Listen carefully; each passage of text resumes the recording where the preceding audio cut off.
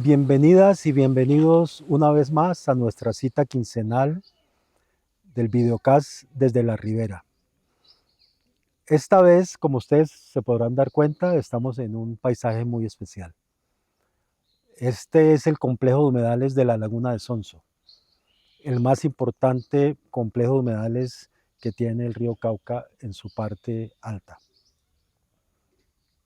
El único que lo supera en el Cauca es el complejo de humedales de La Mojana, ya en el momento en que el Cauca está listo a entregar sus aguas al Magdalena. Este complejo de humedales tiene una importancia para todo lo que es la historia del Valle del Cauca y para las comunidades de los municipios de Buga y Yotoco trascendental. Estamos aquí porque vamos a rendir homenaje a una persona que fue un pionero, que fue una persona que dedicó buena parte de su vida a la defensa de este tipo de ecosistemas acuáticos. Y estamos hoy en una compañía muy especial. Aníbal Patiño, que es de quien hablamos, que es mi padre, que fue mi padre, tejió a lo largo de su vida amistades muy profundas, y lo hizo en un recorrido vital desde su pueblo natal, Zarzal, hasta el fin de su vida en Cali, y lo hizo muy al lado, al lado de ese trasegar, de ese camino, de esa ruta que él eligió para ser un científico, para ser un ecólogo, para ser un activista social y político a favor de las causas de la defensa de los ríos, del agua, de la naturaleza.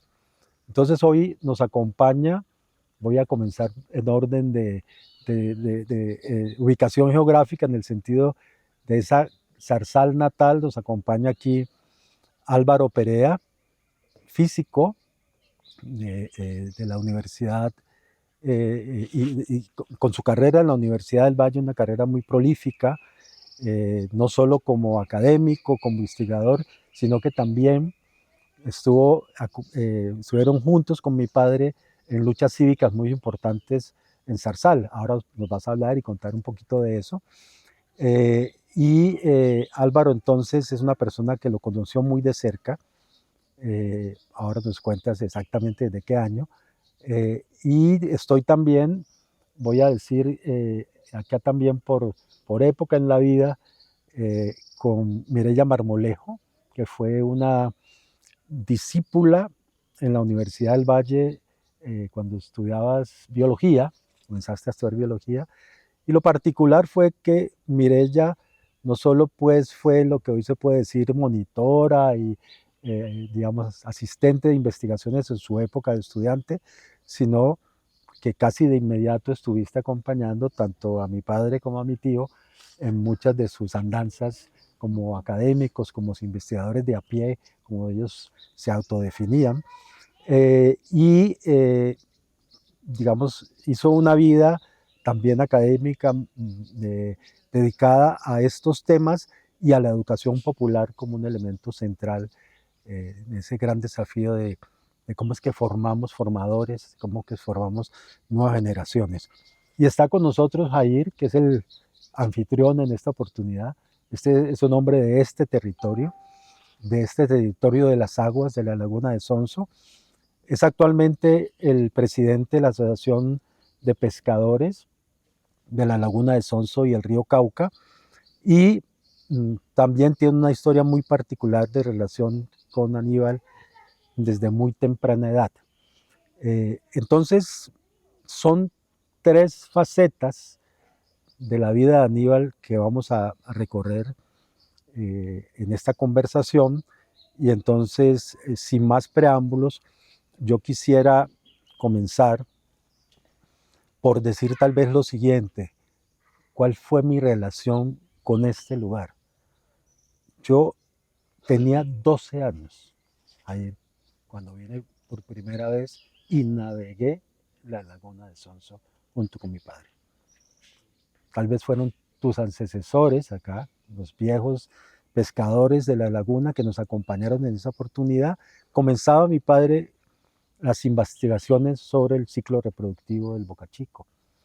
Y entonces entramos en canoa, no era de motor, era una canoa, y hay una foto que tengo de ese momento, quiere decir hace 60 años. Como conversábamos ahí en muchas oportunidades, como hemos conversado, el espejo de agua de la laguna era gigantesco. ¿Cuántas hectáreas son que son de laguna? 745 hectáreas en su estado natural. Sí. Es decir, cuando el río Cauca está bajito, en temporadas de verano. Yo creo que ese era un verano y buena parte de esas 700 hectáreas eran espejo de agua. Bueno, después tuve muchas oportunidades en años siguientes de acompañar a mi padre en muchas de sus actividades y sus luchas aquí en la laguna. Pero quiero decirles que entonces este lugar tiene para mí un significado muy especial y para nuestra familia un significado muy especial.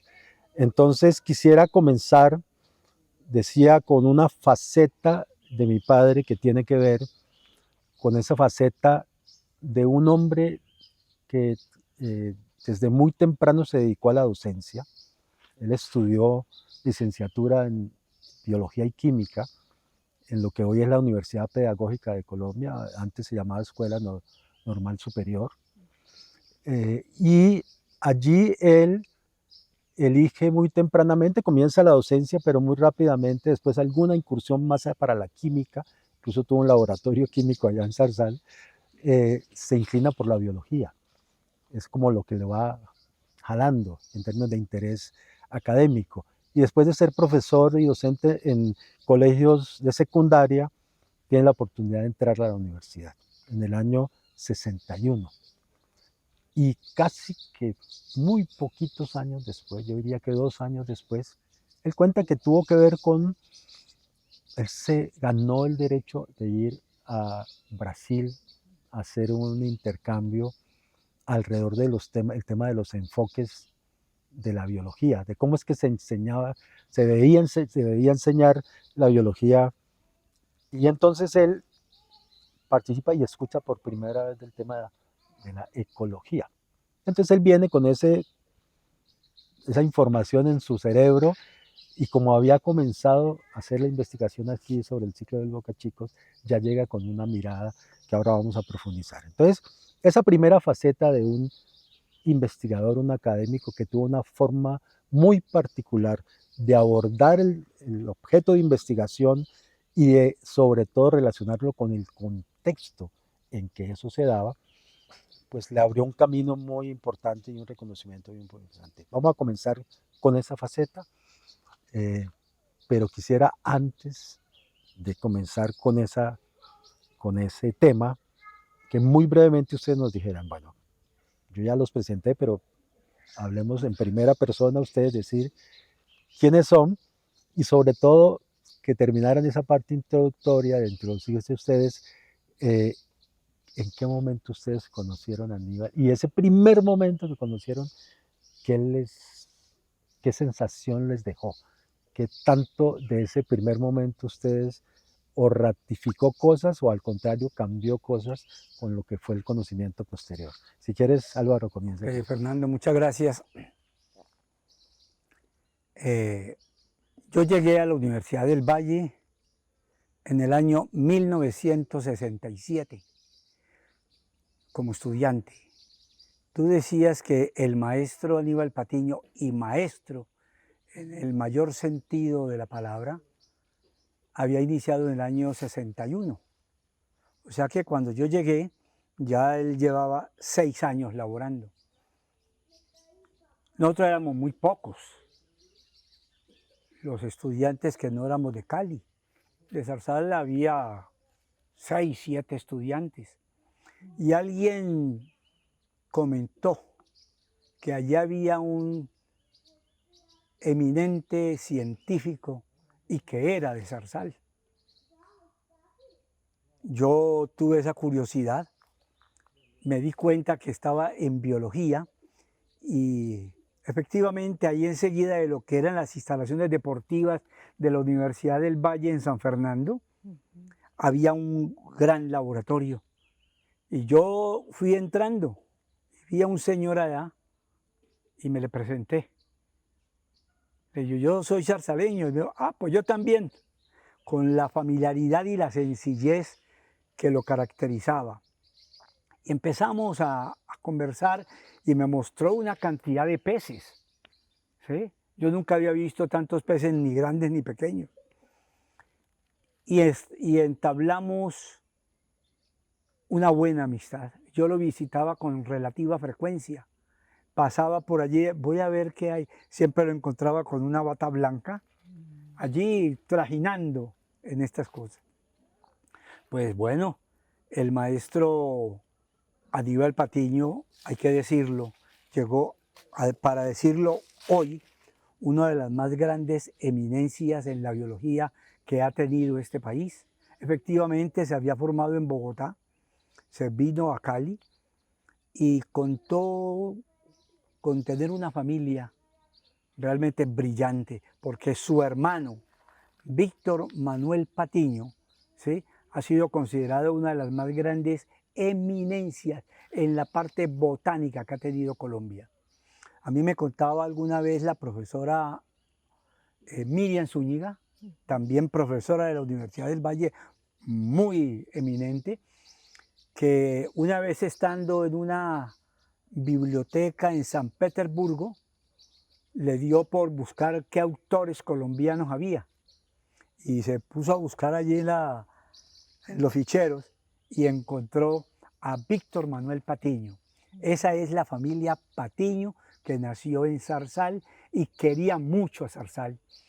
De manera que lo digo en mi calidad de zarzaleño, me siento terriblemente orgulloso de la invitación que tú me has hecho y bueno, intercambiaremos aquí algunas opiniones que yo tengo más allá del trajinar que él hizo en la esfera universitaria. Muchas gracias, Álvaro. A ver, Mireya. Bueno, muchas gracias por esta invitación. Estamos en un lugar emblemático, como dijiste, de trabajo que conjuga el trabajo de investigación y el tema sociopolítico en el campo de la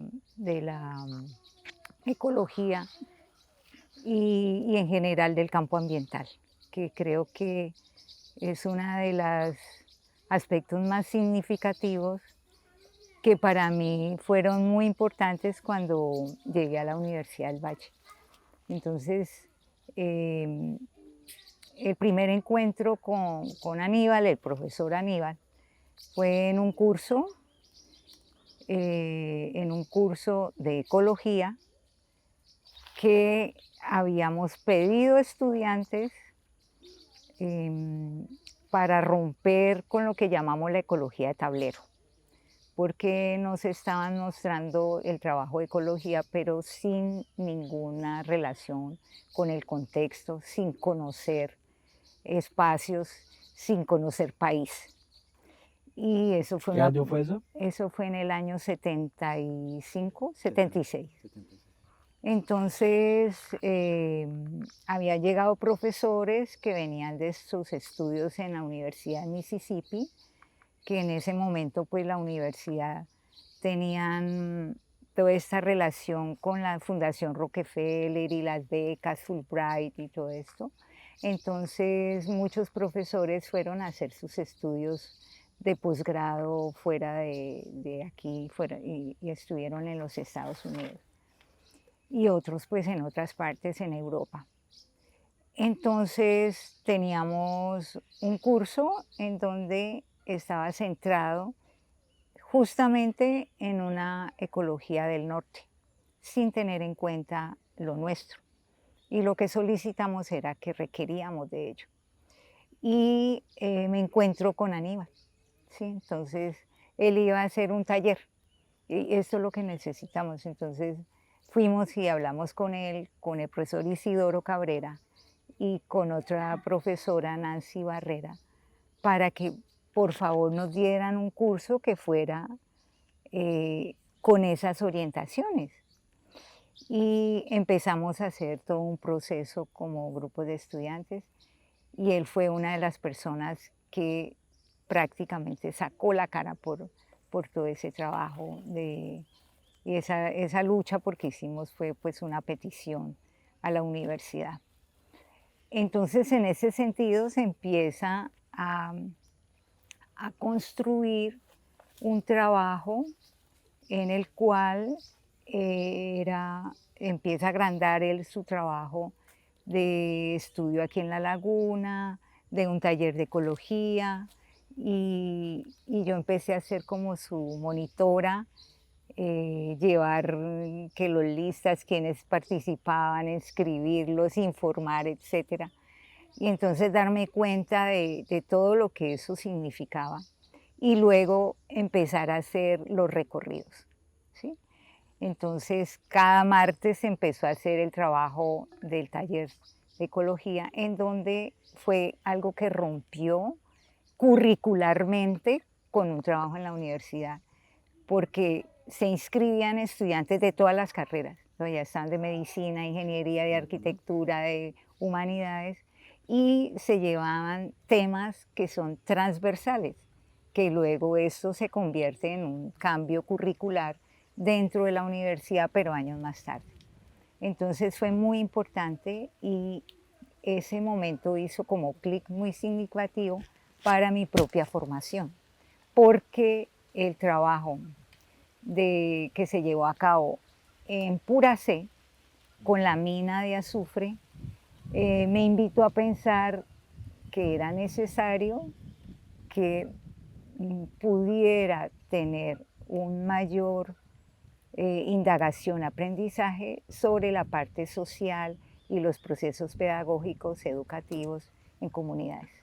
¿Sí? Entonces, sobre todo que es muy diferente una comunidad indígena a una comunidad afro y a otra comunidad de campesinos mestizos. Entonces ahí fue como parte fundamental ese acompañamiento con Aníbal Patiño Rodríguez. Muchas gracias, Mireya. Bueno, entonces, Jair, Bueno, ¿qué año y en qué circunstancia te conociste? la verdad yo conocí al doctor, yo le digo doctor, lo maestro, pero para mí era pues fue una eminencia. El doctor Aníbal Patiño lo conocí en el año de 1974, 75, más o menos. Yo soy nacido y criado aquí en este territorio. Nací aquí al frente, si salimos de aquí, en la hacienda La Isabela, ahí en todo el frente del muelle, que nos vamos a encontrar. Esa era la finca paterna. Y tengo una historia muy relacionada entre la laguna de Sonso y el río Cauca. Cuando conozco al doctor Aníbal Patiño, lo conozco sorteando dos situaciones. La defensa de la laguna de Sonso a raíz de una afectación por la construcción de la vía Alejandro Cabal Pombo, que parte la dinámica de las aguas del río con la desembocadura. Río Cauca, laguna de Sonso. Su caño natural era el caño de Carlina. Y él toma una posición muy radical frente a la necesidad de que se le debía volver a regresar esa dinámica del flujo natural río Cauca Laguna, y comienza una lucha sin cuartel para reclamar por qué esa carretera había afectado la laguna. La construcción de esa carretera hace que unos 1000 o 1200 metros aguas arriba se construya un caño nuevo con unas compuertas para evitar que el río entrara a la laguna, interrumpiendo totalmente el flujo, una compuerta. Y Aníbal Patiño le pone el pecho fuertemente a que eso no tenía por qué existir ahí. Y comienza a romper, a tocar y a fregar y a bregar y a bregar y a bregar para que es demoler esa compuerta, que es por donde pasamos ahorita por el puentecito ese que comunica. Paralela a esa situación con la laguna de Sonso y el río Cauca, se viene la contaminación del río Cauca. A través de Cartón de Colombia comienza a aparecer esa factoría de Cartón de Colombia y comienzan a bajar los peces. Yo apenas era un niño y comencé a vivir esa situación. Entonces, cuando conozco al doctor Aníbal Patiño, era señalando, pero la posición de él era como si eso fuera algo que le estuviera mordiendo el alma, que le estuviera, sí, ocupado totalmente. Él era una cosa impresionante y mostrando cómo cogía los peces del río Cauca y mostraba, porque les comenzaban a salir unas placas en la piel a los peces, y mostraba él con fotos y todo su estudio científico a raíz de la afectación de la contaminación del río Cauca. Paralelo río Cauca, laguna de Sonso. O sea, y comienza construirse, al cambiarle la dinámica del caño, del natural, a la laguna de Sonso, comienza a progresar la maleza flotante en la laguna y comienza a invadir el espejo lagunar. O sea, el daño fue rotundo, el daño fue grande. Entonces comienza Aníbal Patiño a traer estudiantes. Yo tenía escasamente unos 13, 14 añitos y yo era el guía de él.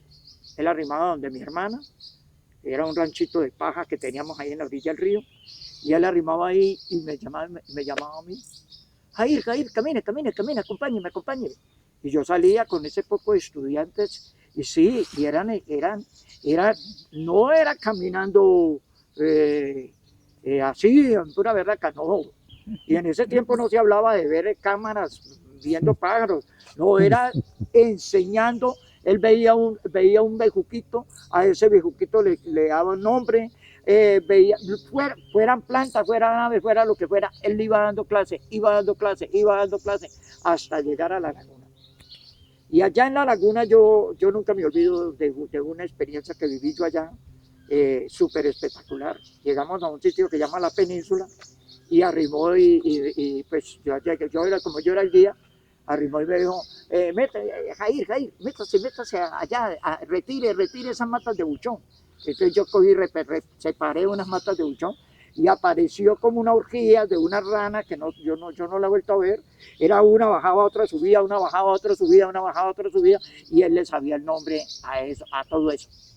Es decir, era un catedrático, pues, impresionante. Y los muchachos eran todos muy concentrados frente a la clase que él daba. Entonces yo veo una diferencia muy, muy grande, muy marcada en lo que es un estudiante de hoy día a devolverme a la época en que Aníbal Patiño dictaba sus clases. Es decir, yo en esos días tuve una experiencia muy bonita. Atendí a 3 docentes de Cali en la canoa con los niños de 5 o 7 añitos, y veía yo desconectados totalmente del celular, y yo veía, mira qué bueno que la gente entendiera que bueno es dictar la clase como lo hacía Aníbal Patiño. Para mí él fue maestro, y de él aprendí mucho y lo llevo en mi corazón, y encantado, gracias por la invitación. Cuando uno se muere es que todo el mundo le echa flores a uno, pero la verdad es Aníbal Patiño para nosotros dejó un legado muy grande. En el sitio en el que nos encontramos estamos ubicados en el humedal de la Marina. Esto no es bonito así como ustedes lo ven aquí, esto lo tenemos nosotros, somos 4 asociaciones que nos hemos empoderado del territorio, y aquí esto era todo cubierto por junco y guinea, era totalmente. Esto tiene más de 200 años y ningún pescador me puede decir a mí que ha pescado ahí, sino que nosotros hemos venido recuperando eso. Esto que ustedes ven aquí es la guardería, le decimos nosotros la guardería. Aquí no dejamos de entrar a pescar a nadie, dejamos que el bocachico se vaya reproduciendo, se vaya creciendo allí. Y cuando el río se crece, por aquí comienza a entrar el río Cauca, por aquí por donde está este árbol. Y es espectacular. Vieran, tengo videos. Cuando el agua entra, el chorro a escolgar allí, los peces comienzan a salir y a brincar, a salir, a salir, a salir. Entonces yo dejo ahí porque es mucha la historia que tengo Claro. que comentar de la experiencia. Pero Jair, introdujiste un tema que precisamente el que queríamos abordar. Que ustedes que han sido profesores universitarios, Jair lo cuenta de esa manera. ¿Qué opinión tienen de eso que fue ese tipo de innovaciones pedagógicas, esa manera de abordar el papel de la academia y su relación con las comunidades? ¿Qué destacan ustedes? Quiero comenzar contigo esta vez en ese aspecto. ¿Qué fue lo que Aníbal aportó a esa manera de ejercer docencia, a esa manera de relacionar universidad-comunidad? ¿Qué piensas tú que es lo más destacado de eso? Pues bueno, el trabajo de docencia universitaria tiene 3 elementos, que son la docencia, la investigación y la extensión o proyección social. Entonces, esas 3 procesos en el trabajo de Aníbal están muy interrelacionados. La investigación está relacionada con los contenidos de los cursos en la docencia y la proyección social porque están directamente en una, digamos, sinergia con los procesos comunitarios o con las organizaciones comunitarias o con los pobladores en donde se estén desarrollando, se estaban desarrollando ese tipo de acompañamientos o de investigación. ¿Qué tan común era eso en ese momento cuando ustedes estaban en la universidad? No era, por un lado iba como la proyección, por otro lado iba la investigación y la docencia. Por ejemplo, una de esos ejercicios fue el tema de una ecología sin contexto, ¿sí? Entonces, en ese sentido, allí hay un proceso que rompe una estructura curricular, ¿sí? Que va más allá del espacio del aula a meter dentro de ella las discusiones o en los laboratorios donde también se hacía todo el tema de la investigación cuantitativa sin dejar de lado la investigación cualitativa. Entonces esos 2 momentos son fundamentales porque quien interpreta, quien aporta un saber, quien tiene experiencia en el territorio, por ejemplo, como habla Jair, de que caminan, pregunta a los pescadores, sabe lo que está pasando allí por parte de las personas que son originarias y que viven de ese espacio, pero que también lo sueñan, lo recrean y lo quieren de una manera y ven sus cambios, está dentro de esa investigación Yo cualitativa. te escucho, Mireya, y sé que fueron contemporáneos. Orlando Falsborda es conocido internacionalmente por todo el tema de la investigación, acción participativa. Yo sé que Aníbal fue bastante amigo y conoció de cerca el trabajo de él, principalmente, precisamente en los territorios de la Mojana.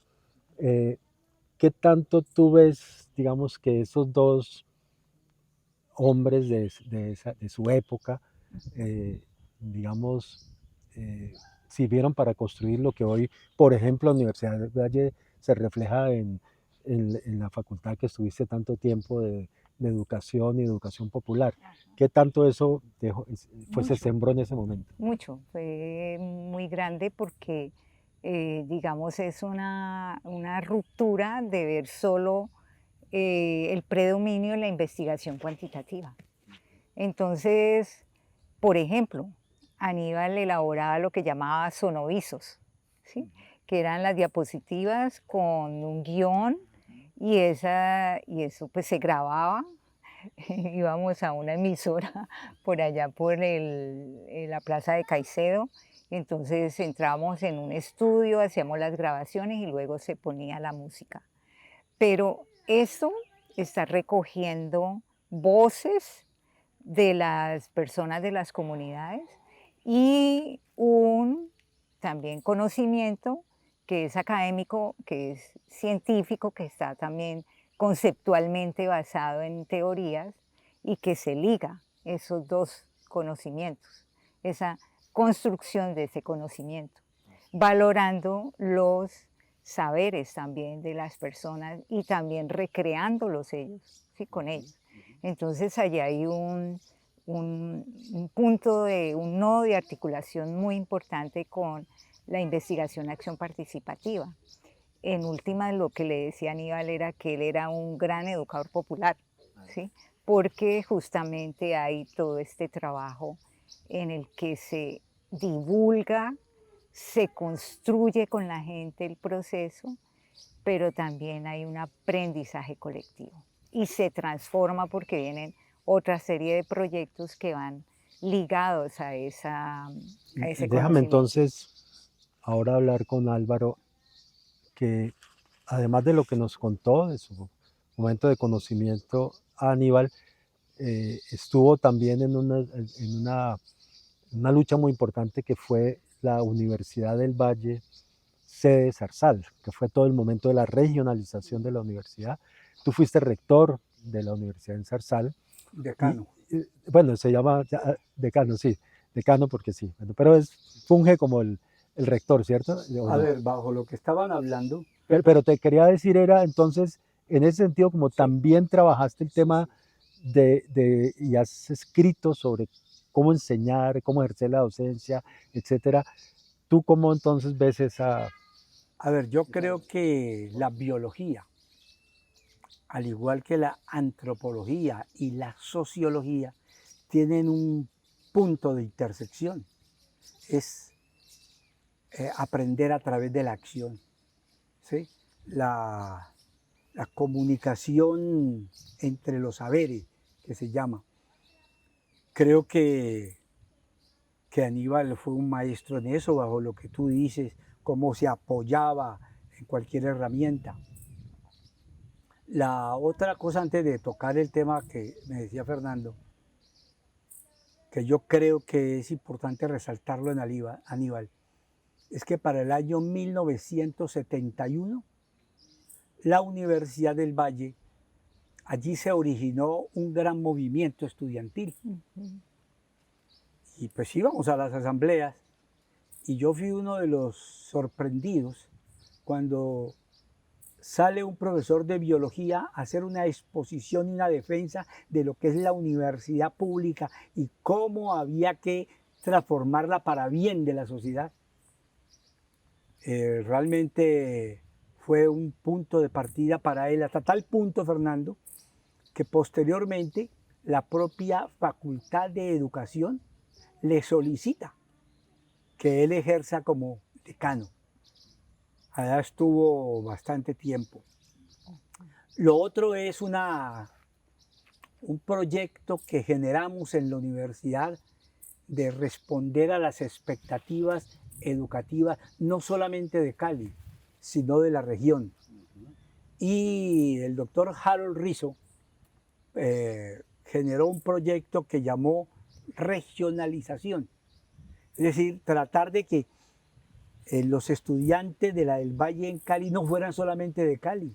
En aquel momento podríamos decir que un 80-85% de los estudiantes eran oriundos de Cali. Los estudiantes de provincia, aquellos que habíamos ido, éramos una minoría. Y se generó la idea de tener sedes. Aquí donde está la laguna de Sonsa, en Buga, había una, se narraron 7 sedes, había una en Zarzal, que yo tuve el privilegio de proponerla y dirigirla durante 10 años. Y nos propusimos concitar las voluntades de muchos zarzaleños. Y yo acudí a 2 personas eminentes, a Aníbal Patiño y a Víctor Manuel Patiño, ¿sí? Que se vinieran, que se vincularan, que nos ayudaran, cuyo solo nombre movía a las colectividades. Para aquel momento, el municipio de Zarzal nos cedió en comodato una finca que llama La Corcova, y con ellos propusimos generar allí un centro de investigación agroindustrial que vinculara a las empresas de la región, que vinculara los diferentes planes de estudio de la Universidad del Valle y que le sirviera a la comunidad estudiantil. Aníbal y Víctor Manuel iban cada 8 días, con lo limitado de su tiempo, a que esto se potenciara. Pues desafortunadamente, por esas cosas que van ocurriendo en el tiempo, yo cumplí un periodo allá, me retiré, salí a hacer un doctorado en Europa y la idea fue disminuyendo, pero por supuesto con la aquiescencia de los hermanos Patiño, eso hubiera sido un centro muy importante. Tú citaste ahora a Isidoro Cabrera, él también estaba en ese grupo, y varios profesores de la Facultad de Ingeniería, de manera que bueno, se hizo una tarea. Hemos propuesto que ahora que tenemos una biblioteca nueva, haya una sala de exposiciones que lleve el nombre de Aníbal Patiño, y la propia biblioteca lleva el nombre de Víctor Manuel, un orgullo para los zarzaleños. Sí. Gracias, Salvador. Sí. Quería notar de que, digamos, como en el tema de toda la financiación pública para la universidad pública, pues la Universidad del Valle tenía residencias para estudiantes, Claro. y pues todos los servicios que eso implicaba, de que estuvieran estudiantes viviendo en la residencia universitaria. Eso luego Se acabó. poco a poco se va hasta que se cierra. Se acabó.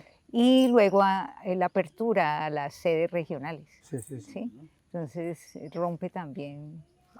Bueno, vámonos ahora a una parte que ya fue mencionada de una u otra manera, pero profundicemos en las implicaciones.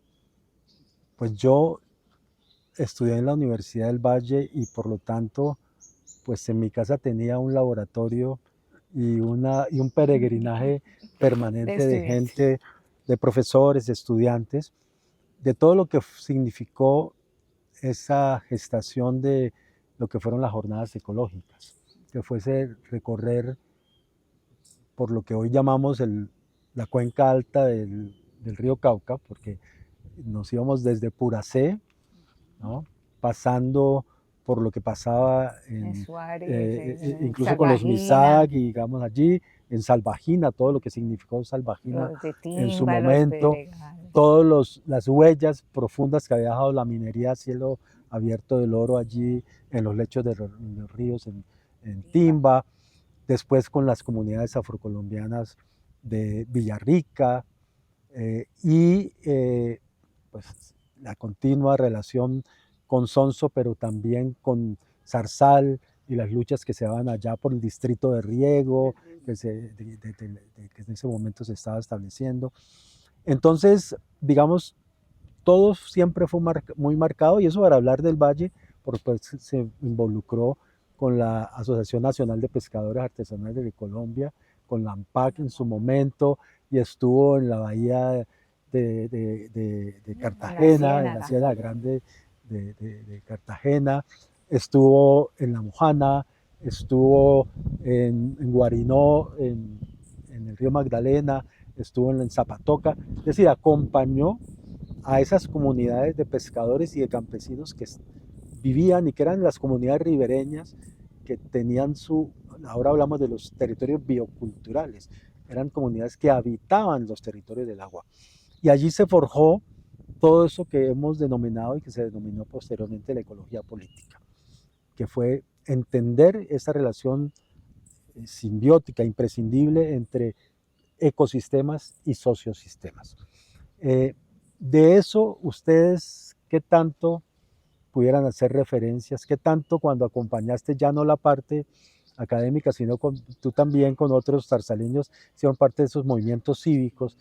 Es paradójico, pues es el tema del agua en Zarzal, que siempre ha sido crítico. Zarzal le debe a Aníbal Patiño el movimiento pro agua, porque Zarzal se nutría de pozos artesianos y comentaba los del distrito de riego.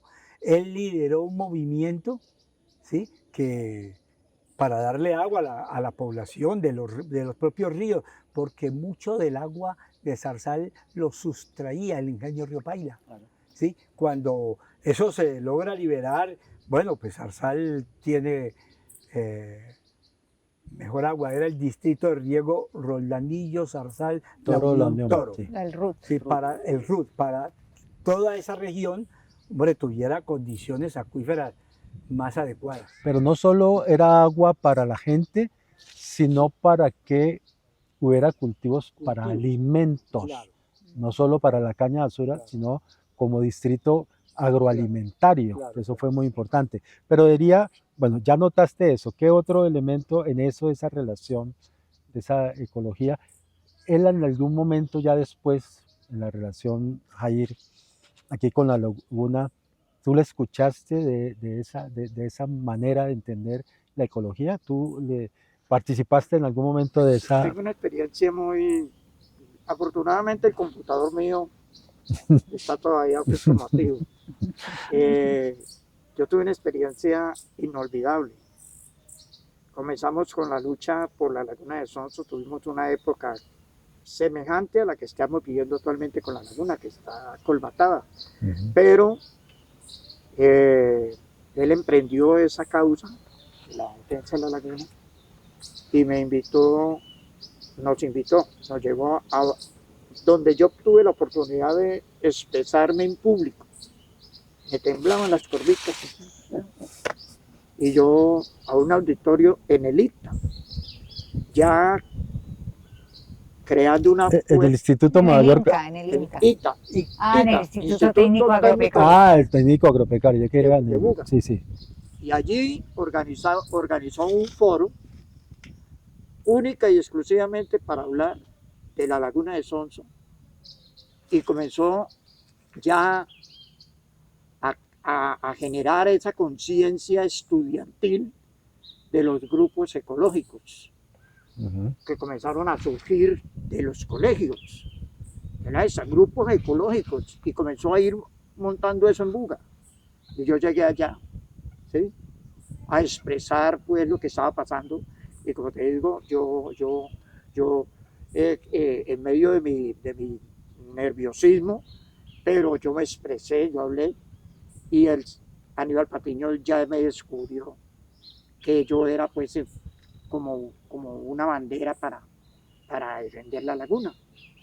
Entonces, a mí me genera esa confianza, y comienza a ir creciendo, porque la verdad, la época no era como ahora, que ya se habla de la defensa del planeta, de la defensa del medio ambiente. Ya hay un tema muy marcado acerca de cómo nos tenemos que comportar, y surge para hablar así del medio ambiente. En esa época no se sabía, no se hablaba de eso. Entonces comenzó a generar a crear esa conciencia, y crea un movimiento gigantesco de una movilización en el año 80-82, gigantesco, para traer llamaba la marcha por la laguna de Sonso. Y ahí viene con una cantidad de gente de distintas partes del país, grupos ecológicos. Eran grupos ecológicos de distintas partes del país, y se viene con esa marcha que no le miento nada, que la cabeza de la marcha iba llegando acá al puente Cauca, y todavía había gente en Buga. Saliendo Buga. ¿Sí? Eso parecía un éxodo de gente. Y yo, ahí al ladito de ellos, del doctor Aníbal Patiño y de Carlos Alfredo Cabal. Y aquí trajo a esta señora que manejaba Naturalia, Gloria Benítez de Castaño. Mm. Y bueno, eso fue gigantesco. Entonces comienza a ir creando esa conciencia. Entonces yo me voy ya metiendo en ese y voy creando ese amor por la laguna, ese amor por la laguna.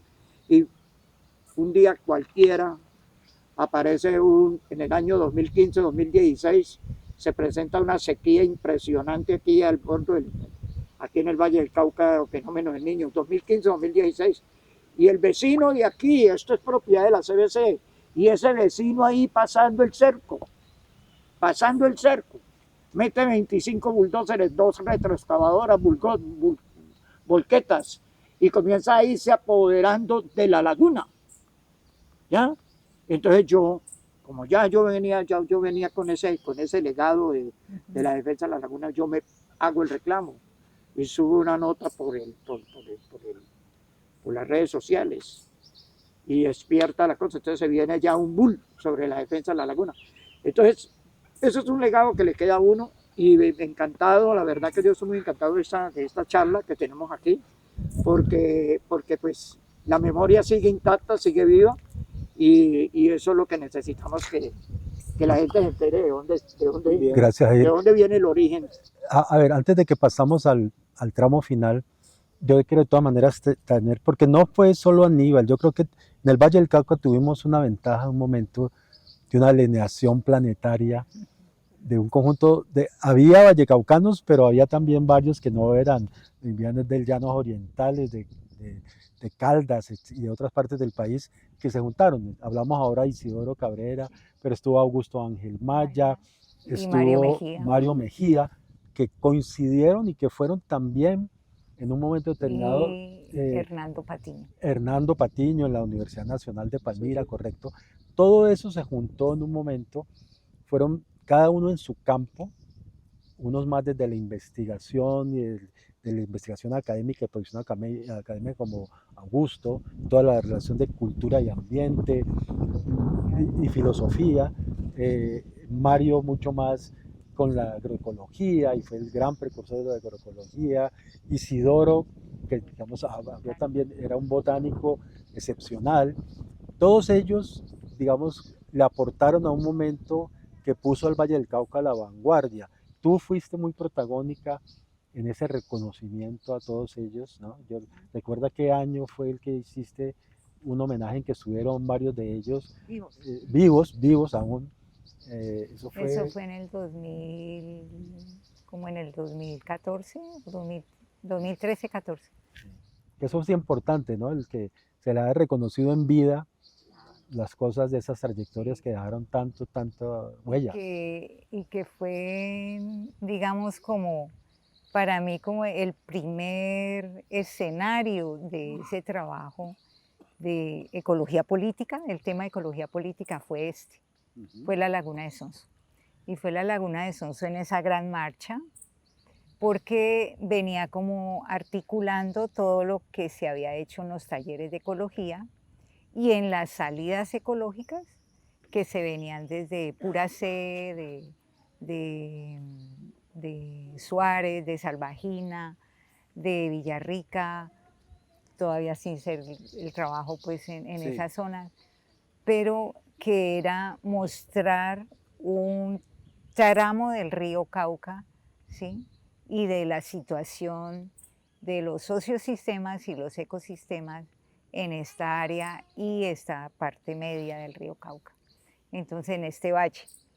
Fue muy importante esa marcha porque generó una gran articulación de trabajo con la Universidad Nacional y con otras universidades, pero también con los periodistas, porque aquí estuvo Alberto Donadío, ¿sí?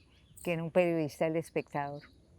Y vinieron, Mendoza, nos llamaba Alberto Mendoza. Alberto Mendoza. Sí, Era también un periodista, otro investigativo. Entonces, y vinieron a la marcha y estuvieron haciendo todo ese cubrimiento y empezaron a consultar, ¿no? A hacer preguntas y todo. Entonces eso fue muy importante, creo que hay una irrupción muy importante de este trabajo en el que se articulan varios profesores, porque están ligados a universidades, en el tema de la ecología política. Yo creo que eso después tiene momentos pues de un vértice muy importante de esa lucha fue la creación de Ecofondo, Ecofondo, el sí. referéndum Y por del el agua, ministerio. y el Llerena pasar a ministerio. Todo eso fueron cambios institucionales. Tú lo mencionabas también en algún momento. La Constitución del 91 pues fue también Fundamental. un marco fundamental. Y digamos Y de ahí pues política, obviamente y de política, pública. pues y no queremos pues dejar de mencionar otros nombres como Gonzalo Palomino, como la gente que construyó todo ese andamiaje también, no solo en las bases, sino también institucionalmente, Margarita Marino, etcétera, todo ese aporte a la construcción de lo que hoy tenemos como institucionalidad ambiental. Quisiera que llegáramos y nos viniéramos al puro presente y a la coyuntura. Acaba de salir una ley y aquí Jair fue protagónico porque los pescadores tuvieron una participación muy importante en la manera como se redacta la ley. Y es la ley que habla, es un decreto, perdón, decreto ley, que es el 149 del 2026, es ahorita, que habla del decreto sobre ecosistemas acuáticos alimentarios.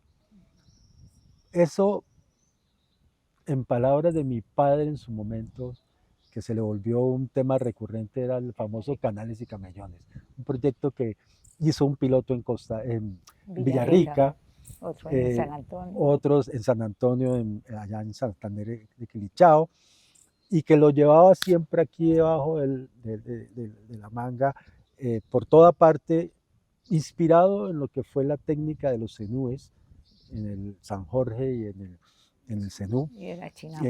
y de la chinampas en México, de procesos similares en Guatemala, de los indígenas, 2000, 3000 años atrás, que tuvieron la sabiduría de convivir con la subida y bajada de las aguas.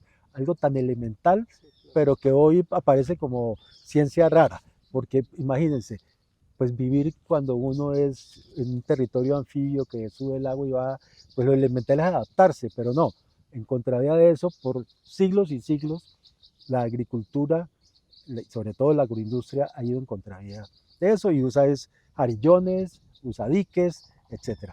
Entonces, hablando de eso, este decreto recoge ese enfoque de que estos complejos de humedales son fábricas potenciales de alimentos si los trabajamos de manera armónica con sus ciclos naturales. Eso acaba de ser reconocido y ustedes cuéntanos un poco cómo fue el papel de ustedes y qué tanta expectativa tienen a ir de esa... Bueno, la verdad que el doctor Aníbal Patiño tenía esa obsesión. Siempre nos hablaba de los benditos camellones. Quiero comentarles algo. A mí el último encuentro que tuvimos de la cuenca del río Cauca aquí en Ica el año pasado, sí. Ahí volvió a surgir la panorámica de cómo era la situación de la Mojana y cómo los sinúes interactuaban con las inundaciones y con la agricultura y siendo esto una cosa de manual, de gente manual que sacaba la tierra y la amontonaba ya que era de familia o yo no sé cómo hacían. Hoy día con la presencia de las máquinas pues mucho más fácil sería. Ya, fueron 300.000 hectáreas, imagínate. Entonces te cuento algo, Fernando, y te invito y los invito. Ojalá lo más pronto posible puedan. Yo vengo manejando esa idea y me ubiqué por allá y monté algo muy personal, la idea del camellón. Entonces me ubiqué en el bordo, un amigo que tiene un cañal, le pedí el favor que déjeme sembrar unos palitos de maracuyá en toda la corona del jarillón. Y sembré mis palitos de maracuyá, tirándolos hacia el abismo. sea, aquí el palito de maracuyá fue creciendo y lo saqué hacia el abismo. Se vino la creciente, esta creciente. Y me tocó ir subiéndolos, irlos subiendo, irlos subiendo. Oiga, para mí fue una experiencia espectacular. Tengo un cultivo maravilloso, los invito. Eso le dicen ahora soluciones basadas en la naturaleza, ¿no? Sí, Ese le bautizaron. óigame, Pero espectacular. Yo levanté ese cultivo y el escultor de ese cultivo, digo yo, fue mi Dios, porque cuando los niveles del agua bajaron, me quedó el cultivo, porque yo en la canoa, les cuento algo, yo era en la canoa, montado en la canoa y acomodo el cultivo, y acomódelo y amárrelo y súbalo que lo iba palanqueando. Y cuando me armó el río, quedó eso, lo más de bonito, todo parejito, hermoso. Y viene con una cosecha impresionante, ¿por qué? Porque la humedad me le llegó a donde estaba la raíz. No, yo estoy pero feliz con eso. Entonces yo digo, a eso yo lo he bautizado, yo esto pues me apasiono, pues uno se apasiona con los resultados que le da la vida. Y entonces yo a eso lo he bautizado, yo le digo a un hermanito mío que me ha apoyado mucho en eso, le digo yo me levanto, hago mi desayuno y todo, y le digo, ¿y para dónde vas? A la octava maravilla, le puse yo la octava maravilla a ese proyecto. Es espectacular, lo invito a que lo conozcan. Tú que estuviste, entonces, sí. Fernando, entonces la idea de los camellones no es una idea descabellada. Se podía pensar en un área como lo que tenemos aquí, en un espacio para montar una máquina, ¿sí? Y saque tierra de aquí y haga el zanjón, haga la esta, aquí queda el espacio para sembrar los peces y encima siembre comida, ¿sí? Entonces pienso yo que se podía hacer ese piloto, ¿no? Sí. Y adicionalmente al decreto está un concepto de la Corte Constitucional de esta semana pasada, en donde se reconoció, o más bien se derogó un decreto que se había sacado por una agencia, no sé si fue la ANLA o no recuerdo cuál agencia, que flexibilizaba el tema de la franja protectora, ¿no? De la ronda hídrica. Y entonces ratifica que son mínimo 30 metros, porque el decreto anterior hablaba de que podía haber casos en que fuera menos de 30 metros. Bueno, entonces, para ir concluyendo, yo diría que podemos tal vez terminar con una reflexión final de cada una y cada uno de ustedes sobre lo que les dejó esta conversación, digamos, que fue evocar después de, a ver, yo hago las cuentas exactas, hace 106 años, en febrero 18 nació mi padre, 106 años, y hace 9 falleció. Entonces, una conversación de ese legado que hemos visto que es tan profundo, ¿qué les suscita a ustedes? ¿Qué les deja qué les resuena y qué les deja de sedimento esta conversación que hemos tenido? A mí me ha dejado mucho. Es primera vez que inclusive vengo aquí a Sonsón y estoy maravillado escuchando aquí a Jaime, que ha sido el alumno, ¿sí? de la comunidad. Yo soy un alumno. Un alumno y muy bueno, es decir, sobre todo apasionado. La memoria que tiene, lo que ha narrado, eso me parece extraordinario. Y eso me hace a mí traer aquí una propuesta. Creo que esto es muy valioso y esto debe trascender. Y la forma de trascender es a través de la educación. Yo creo que esto hay que hacérselo conocer, por ejemplo, a la Secretaría de Educación Departamental, Municipal, a los colegios.